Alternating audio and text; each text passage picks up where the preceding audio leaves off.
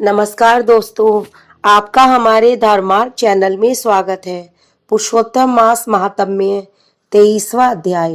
राजा ने कहा, हे मुनि श्रेष्ठ, पुरुषोत्तम मास में दीपदान का क्या फल है, सो कृपया करके आप हमसे कहिए। वाल्मीकि ऋषि बड़े हर्ष से कहने लगे, भाग्यनगर में चित्रबाहु नाम का राजा राज्य करता था। वह सत्य प्रतिज्ञा वाला, बुद्धिमान, शूरवीर, क्षमाशील तथा सब धर्मों का जानने वाला था। शोल रूम दया से युक्त पूजनीय भगवान का भक्त था। एक दिन दूर से आए अगस्त्य मुनि को देख करके उन्होंने दंडवत कर नमस्कार किया और विधि पूर्वक पूजन करके भक्ति से आसन बिछाकर ऋषि के आगे बैठकर विनय से नम्रता के साथ बोले, आज मेरा जन्म सफल हुआ। जो श्री कृष्ण के सेवक मेरे घर पर आए हैं। फिर सिर झुका राजा हाथ जोड़कर बोला, महाराज, मेरे यहाँ बहुत सी लक्ष्मी और अकंटक राज्य कैसे हुआ? यह पतिव्रता स्त्री कैसे प्राप्त हुई? मैंने ऐसा कौन सा अच्छा कार्य किया था? कृपया करके हमसे कहिए। अगस्त जी राजा से बोले, हे राजन, मैं तेरे पूर्व जन्म का चरित्र कहता हूँ। सुंदर चमत्कारी में मणिग्रीव नाम से तू था। तू नास्तिक, दुष्ट चरित्र वाला, कृतघ्न, खोटी नीति वाला था। परंतु तेरी यह सुंदर स्त्री मन, क्रम और वाणी से पति सेवा में परायण, पतिव्रता, महाभाग्यशाली, धर्म में निष्ठा रखने वाली थी। तू पाप कर्म करने वाला, जाति वालों और भाई बंधुओं से त्यागा हुआ था। क्रोधी राजा ने तेरा सब उत्तम धन छीन लिया, फिर तो कुछ बचा वह जाति के लोगों ने छीन लिया। सबके चले जाने पर तुझको बड़े भारी धन की इच्छा हुई।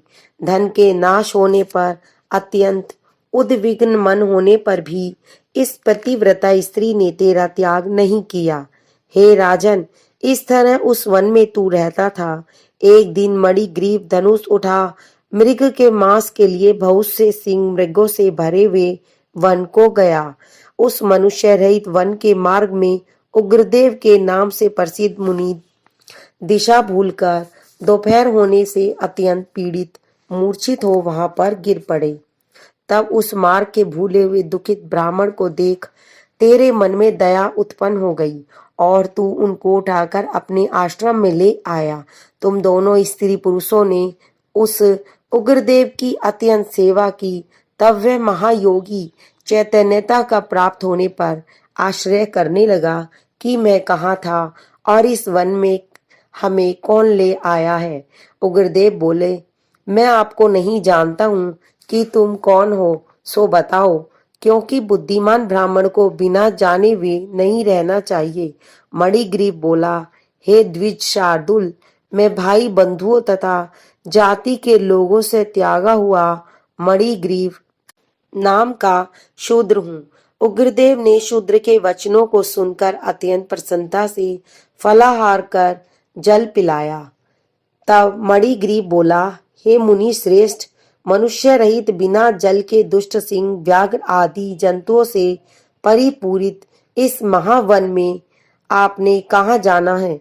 उग्रदेव जी बोले, मैं ब्राह्मण हूँ, प्रयाग जाने की इच्छा से इस अनजान वन में आ गया हूँ। तुमने हमको जीवन दान दिया, अतः बताओ तुमको क्या प्रदान करूं? हे मणिग्रीव, किस दुख से तुम दोनों स्त्री पुरुष ने वन का आश्रय लिया, सो हमसे कहो, मैं तुम्हारे सब दुख दूर करने की चेष्टा करूंगा।